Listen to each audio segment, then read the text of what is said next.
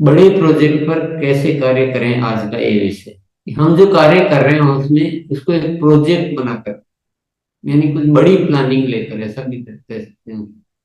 अच्छी वाली बड़ी जरूरत वाली प्लानिंग लेकर कैसे कार्य कर सकते हैं, इस विषय को आज समझेंगे। इसके लिए क्या शुरुआत कैसे करनी पड़ेगी, कुछ साथियों को साथ में लेकर उनसे बातचीत कर कर कुछ ऐसे प्रोजेक्ट तैयार करें जो प्रैक्टिकली होने लायक भी हो। ऐसा भी नहीं कर लेंगे जो प्रोजेक्ट बने हुए रह जाएं और हम कुछ कर नहीं पाए। तो ये ध्यान में रखते हुए कुछ ऐसे बड़े बड़े प्रोजेक्ट तैयार कर सकते हैं। उदाहरण के लिए टीम में 10 नए वाइटल साथी तैयार करना है इस बार। ये उदाहरण है, आपके लिए नहीं है, आपको हिंट दे रहा हूँ। वितरण केंद्रों की बिक्री में निरंतर ग्रोथ लाना। चलो किसी की टीम में, चलो इन 4 वितरण केंद्रों में हम इसको बहुत अच्छा करते हैं। प्रोजेक्ट बना लिया 4 वितरण केंद्र टीम ने मिलकर, और इनको बढ़िया करेंगे, बहुत निरंतर इसमें ग्रोथ लाएंगे। ये सब उदाहरण है। टीम में शामिल होने वाले सभी नए साथियों को सक्रिय करना। चलो एक प्रोजेक्ट बनाते हैं कि अब से जो हमारे ज्वाइनिंग होगी वो एक भी निष्क्रिय नहीं हो पाएगी। हम ऐसा कुछ प्रोजेक्ट बनाते हैं, कुछ ऐसी प्लानिंग करते हैं व्यवस्थित, मिलजुल के। टीम में बड़ी संख्या में हाइजीन कैंप आयोजित करना, ऐसा भी बना सकते हैं। आरसीएम गुरुकुल शिक्षा का विस्तार करना, अपनी टीम में जो है इस शिक्षा से हम सारा कार्य करें, पूरी टीम को इस शिक्षा में शामिल करेंगे। तो कार्यशाला में सभी साथियों को शामिल करना इस प्रोजेक्ट के लिए। फिर आपने इसके सब डिवीजन किए। काम करने योग्य विषय वस्तु तैयार करना, इस कार्यशाला से किस विषयों पे काम करना वो तैयार किया। और ज्ञान केंद्रों के माध्यम से शिक्षा का अभ्यास, ऐसा भी एक प्रोजेक्ट। तो ये सारे उदाहरण है। प्रोजेक्ट ऐसे सैकड़ों हजारों हो सकते हैं। आपको अपनी स्थिति के अनुसार, अपनी टीम साइज के अनुसार, आपकी टीम की इच्छा के अनुसार और जरूरत के अनुसार वो प्रोजेक्ट आपको तैयार करने पड़ेंगे। तो उदाहरण में मैं सारे नहीं दे सकता। किसी के लिए 4 वितरण केंद्र ठीक है, किसी के लिए एक ही ठीक है, किसी के लिए अभी वितरण केंद्र वाली पोजीशन नहीं बनी है, किसी के लिए क्या, तो अलग अलग हो सकते हैं। पर खूब सारे हो सकते हैं और ये जरूर बनाने चाहिए। और इन पे काम कैसे करेंगे उससे पहले हम समझ लेंगे प्रोजेक्ट बनाने और सामान्य तरीके से कार्य करने में क्या अंतर है। तो ये हम कर ही तो रहे हैं, इसमें अंतर क्या पड़ा, थोड़ा सा अंतर, थोड़ा सा नहीं बहुत बड़ा अंतर है। टीम का सहयोग व जिम्मेदारी बढ़ जाती है जब हम ऐसे किसी विषय पर सबसे बातचीत करके और एक प्रोजेक्ट बना लेते हैं, तो सबको उसमें वो भावना भर देते हैं कि नहीं इस महीने से हमें ये काम बड़े रूप में करना, अच्छे से करना है। तो वो सबका सहयोग भी बढ़ जाता है और जिम्मेदारी भी बढ़ जाती है, क्योंकि वो विषय पे फोकस लोग हैं। आपसी सहयोग से बेहतर प्लानिंग हो पाती है। सब मिलजुल कर प्लानिंग करते हैं तो अच्छी प्लानिंग उसमें हो पाती है, व्यवस्थित प्लानिंग। क्योंकि मिलजुल कर करते हैं, एक का दिमाग क्या एक का दिमाग क्या चला, तो सब मिलजुल कर एक अच्छी प्लानिंग हो पाती है। बड़े परिणाम लाना संभव होता है। तो अच्छे प्रोजेक्ट बनाए तो बड़े परिणाम भी ला सकते हैं इसमें। प्रोजेक्ट वाले कार्य धीरे धीरे स्थायी गतिविधि में शामिल हो जाते हैं। सबसे बड़ा फायदा क्या होता है, पहले तो हमने प्रोजेक्ट बनाकर कोई कार्य शुरू किया जो पहले मान लो उतना नहीं होता था, लेकिन अब ये कार्य पर वो धीरे धीरे प्रैक्टिस में आ जाता है, तो वो स्थायी गतिविधि बन जाती है। तो ये एक बहुत बड़ा फायदा होता है। मान लो ज्वाइनिंग सक्रिय करने का प्रोजेक्ट बनाया, तो अभी तो उसके लिए आपने विभिन्न तैयारियां की, कुछ होम मीटिंग पढ़े, ज्ञान केंद्र खोले, किया जो भी किया, लेकिन बाद में वो सारी चीजें परमानेंट होने लग जाती है, तो वो बहुत बड़ा लाभ मिलता है और अधिक ऊर्जा से कार्य हो पाता है। सब साथी मिलकर एक बड़ी एनर्जी के साथ कार्य करने का एक वातावरण बनता है। तो ये प्रोजेक्ट बनाने के ये सारे फायदे हैं। प्रोजेक्ट पर कार्य करते समय ध्यान देने योग्य बातें, टीम के साथियों के लगन को लगना चाहिए कि ये हम सबका प्रोजेक्ट। जो मेन साथी है, जो एक्टिव साथी, आपके जो कोर टीम है, उन सबको ऐसा लगना चाहिए कि हम सबका प्रोजेक्ट है। ऐसा नहीं कि दो को पसंद नहीं आ रहा, दो उसमें शामिल नहीं हो रहे हैं, दो से पूछा ही नहीं, ऐसा नहीं। पूरी टीम को साथ में लेकर, सबकी राय लेकर, सब सहमत हैं, फिर बनाना है। तभी वो जिम्मेदारी लेंगे और तभी वो काम बन पाए। नहीं तो केवल एक जने ने बना दिया और सबको ऑर्डर कर दिया तो वो नहीं होगा, मजा नहीं आएगा प्रोजेक्ट में। दूसरा क्या होना चाहिए, प्रोजेक्ट ऐसा बनाए जो परिणामों में ग्रोथ दे, ताकि सबका साथ मिलता रहे। क्योंकि अभियान है तो परिणाम आधारित होना चाहिए, जो वॉल्यूम जनरेट करे, तो ही सबका साथ मिलेगा। क्योंकि बिना वॉल्यूम के बहुत देर तक साथी उस पर टिक नहीं पाए। टीम के सभी साथियों को प्रोजेक्ट की पूरी रूपरेखा स्पष्ट होना चाहिए कि कैसे क्या क्या काम करने हैं, ये कैसे वर्क करेगा, कितने दिन में क्या चीजें होनी है। तो ये सारी चीजें पूरी तरह से स्पष्ट होना चाहिए। ऐसा नहीं बना तो दिया पर सबको ठीक से ध्यान ही नहीं है कि इसका प्लानिंग क्या है, क्या रूपरेखा है, किसकी क्या जिम्मेदारी होनी है, कैसे एक दूसरे को रिपोर्टिंग करनी है। तो ऐसा बहुत सारा एक विधिवत प्रोजेक्ट, तो वो सबको ध्यान में होना बहुत जरूरी है। सबको ध्यान में भी पूरी क्लियरिटी के साथ, है ना, प्रश्न उत्तर पूछ के एकदम क्लियर करें। ये विषय बहुत इंपॉर्टेंट है। सबकी जिम्मेदारी स्पष्ट स्पष्ट तौर पे लिखित में बांट दें। ये सबको लिख कर दे देना।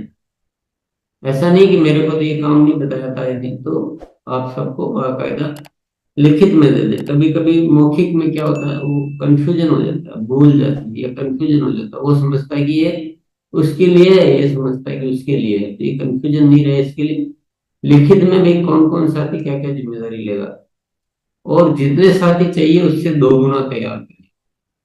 उस प्रोजेक्ट को पूरा करने के लिए जितने साथियों की जरूरत आप समझ रहे हैं, उससे दो गुनी बड़ी टीम है। कमी नहीं रखें साथ में। और सबकी ट्रेनिंग निरंतर होती रहनी चाहिए। एक बार की ट्रेनिंग से काम नहीं चलेगा, ये ट्रेनिंग निरंतर होती रहनी चाहिए। थोड़े दिन काम किया, फिर पता लगा किसी को क्या दिक्कत आई, क्या हुआ, तो वो ट्रेनिंग बार बार हो। कोई साथी अपनी जिम्मेदारी का निर्वहन ठीक से नहीं कर पाता तो वैकल्पिक व्यवस्था करनी। अब आपने सारा प्लानिंग कर दिया, सबकी जिम्मेदारियां भी बांट दी, सब रूपरेखा बना के सब कुछ कर दिया, लेकिन हो सकता है कोई साथी उतना ठीक से नहीं कर पा रहा, जिम्मेदारी को पूरा नहीं कर पा रहा है। तो हमारे ऐसा नहीं कि भाई उसकी वजह से हमारा प्रोजेक्ट जो है रुक गया है या उसमें कमी आ गई। उसकी आपको वैकल्पिक व्यवस्था यानी अल्टरनेट अरेंजमेंट आपको रखना है। वो क्या क्या हो सकता है, हो सकता है वो साथी थोड़ा सा फॉलोअप के अभाव में नहीं ले रहा हो जिम्मेदारी, तो साथी का फॉलोअप, अगर फॉलोअप की कमी से है तो फॉलोअप किया जाए। ट्रेनिंग की कमी से तो उनको पुनः ट्रेनिंग दी जाए। और दोनों ही लग रहा है कि नहीं वो कर ही नहीं पा रहा है सब कुछ करने के बाद, तो अन्य दूसरे साथियों द्वारा उस कार्य को पूर्ण कराया जाए। या और भी जो भी अरेंजमेंट उनसे हो सकता हो वो करके उस कार्य को नहीं रोकने लगे। प्रोजेक्ट पूरा होना चाहिए, प्रोजेक्ट अधूरा नहीं छोड़ना। फिर है कार्य की निरंतर रिपोर्ट ले। सबसे डेली रिपोर्ट लेते हैं। ऐसा नहीं बहुत दिन हो गए और पता लगा कि 7 दिन हो गए, 7 दिन में जो काम होना था वो हुआ ही नहीं हो रहा, अब जाके अब डिस्टर्ब हो गया प्रोजेक्ट की। ऐसा नहीं करेंगे, उसको निरंतर प्रतिदिन रिपोर्ट लेने का सिस्टम बनाए। लगातार काउंसलिंग में जरूरत के अनुसार चर्चा करें। रोज अपने अपने तरीके से काउंसलिंग करें, यानी बातचीत जारी रखें। और जरूरत के अनुसार उसमें चर्चा करें। जरूरत कुछ भी हो सकती है, किसी को कुछ पूछना हो सकता है, किसी को कुछ बताना हो सकता है, किसी का कोई बेहतरीन अनुभव हो सकता है कि मैंने ऐसे काम किया तो इसमें और भी ज्यादा अच्छा हो पाया, तो वो एक दूसरे के काम आ सकता है। इसलिए ये चर्चा बहुत जरूरी है।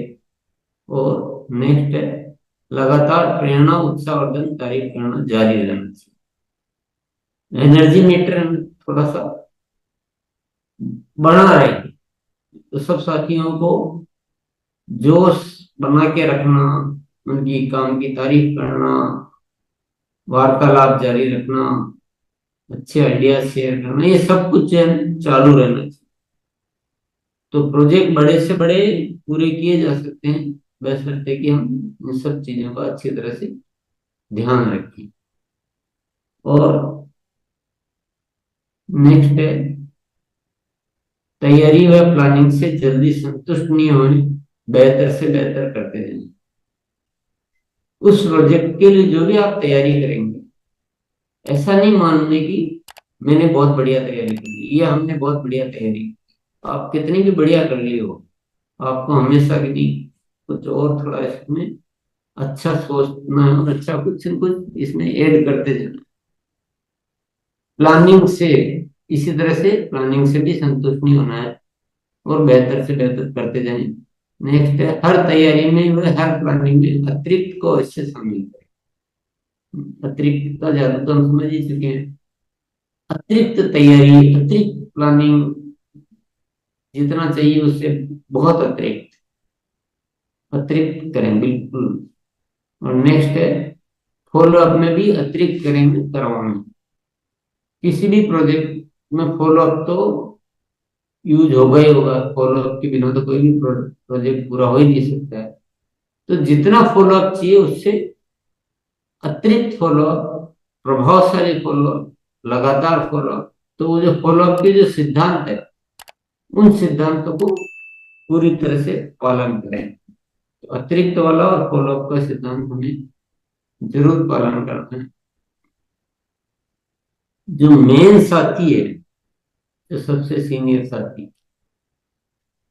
अपने ऊपर क्या क्या जिम्मेदारी रखनी चाहिए? ट्रेनिंग देने की जिम्मेदारी को लिखित में देने की, वह लगातार रिपोर्ट लेने की जिम्मेदारी रखें। और बाकी जिम्मेदारी साथियों में बांट दे, ताकि वो थोड़ा फ्री रहे और सारे काम को देख सके। खुद भी कहीं ना कहीं बिजी हो गया और रिपोर्ट ही नहीं ले पा रहे हैं, जिम्मेदारी का वितरण ठीक से नहीं हो पा रहा है, साथियों को ट्रेनिंग से ठीक से नहीं दे पा रहे हैं, तो हम खुद अगर व्यस्त हो गए बहुत ज्यादा और ये चीजों में कमी आई, तो प्रोजेक्ट में दिक्कत आई। तो अपने को फ्री रखने की कोशिश करें। कोई काम हमको ज्यादा आता है तो हम सिखा दें। ऐसा नहीं कि मैं अच्छा कर सकता हूँ तो मैं कर लूँ, ऐसा नहीं। सीखो, अभ्यास करो। थोड़ा सा टाइम लगता है तो पहले टाइम ले लो ट्रेनिंग का, कि 5 दिन पहले हम सीखेंगे, उसके बाद काम चालू करेंगे, जो भी है। नेक्स्ट है, एक साथ ज्यादा व बड़े प्रोजेक्ट बनाए ताकि सभी में गंभीरता भी आए व बड़े परिणाम भी लाए जा सके। ऐसा नहीं कि एक साथ एक ही प्रोजेक्ट हम बना सकते हैं, एक साथ बहुत सारे प्रोजेक्ट बना सकते हैं जो एक दूसरे से संबंधित होते हैं, एक दूसरे से जुड़े हुए जो रहते हैं। वो ऐसे एक साथ ज्यादा प्रोजेक्ट भी बना सकते हैं, बड़े प्रोजेक्ट भी बना सकते हैं, ताकि सब बिजी हो अपने, सबको थोड़ा सा लगे और रिजल्ट भी बहुत बढ़िया लाए जा सके। एक साथ ज्यादा में जैसे हो सकता है कि हम वितरण केंद्रों की सेल की ग्रोथ का प्रोजेक्ट बना रहे हैं, उसी के साथ हमने डायमंड क्लब की संख्या का बना दिया, ये सेल की, उसी के साथ हमने ज्वाइनिंग को सक्रिय करने का बना दिया, उसी समय हमने प्रोडक्ट ट्रेनिंग का बना दिया, क्योंकि वो सारी चीजें उसी से तो जुड़ी हुई, वही तो गतिविधियां होंगी। तो ऐसे एक साथ ज्यादा प्रोजेक्ट बनाकर हम काम कर सकते हैं।